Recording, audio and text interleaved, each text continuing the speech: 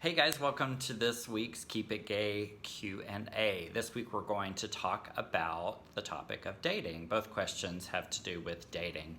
If you have questions for me, you can send those in to contact@invincibleloveproject.com, or you can drop those in the comments below and I can answer them in a following segment.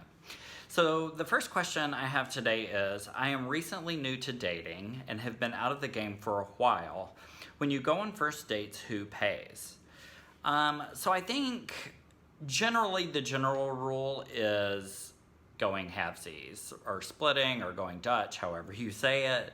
I think certainly in meeting people in an online environment where that's very level, that splitting the first bill is pretty standard.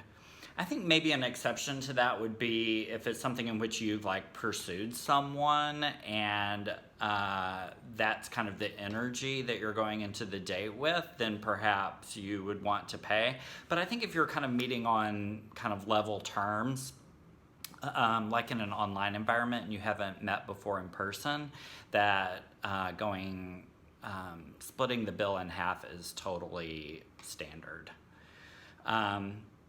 Something that I have used in the past, and you're welcome to use, is if it's the end of the day and I've really enjoyed myself and I want to see them again, then I pick up the tab. Of course, this would be dependent on your financial resources, but if you're able to do that, you can pick up the tab and say, no, I'll get it this time, you can get it next time, which is a not at all subtle way of saying I would like to see you again. If you haven't already directly said that, I think it's a really nice way of kind of getting that message across. So feel free to use that if you would like, and let me know how it goes. Okay, so the second question is, how far into dating is appropriate to talk about sexual preferences, i.e. who's a top and who's a bottom? So that's a good question. I mean, I think it depends on a few things. There's not really you should have this conversation by date 2 or date 3. It depends on what pace you guys are moving at, and it also depends on how important it is to you, how strongly identified you are with one or the other, and how important that is to you.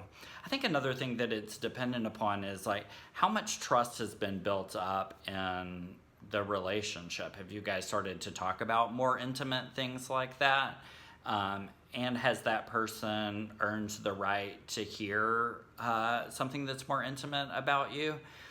I think about this when I hear and have the conversations about HIV status in a relationship. When do we let people know? And I think that information is ours to give, that we don't owe that to anyone until they've earned a right to hear it. Of course, that's within the context of safety, keeping ourselves safe and keeping others safe.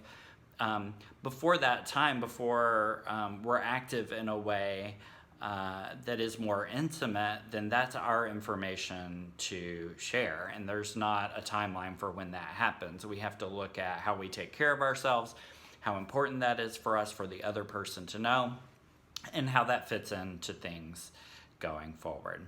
Thanks for your questions today. Again, if you have questions you want answered, you can email those to me at contact@invincibleloveproject.com, and I'll see you next time.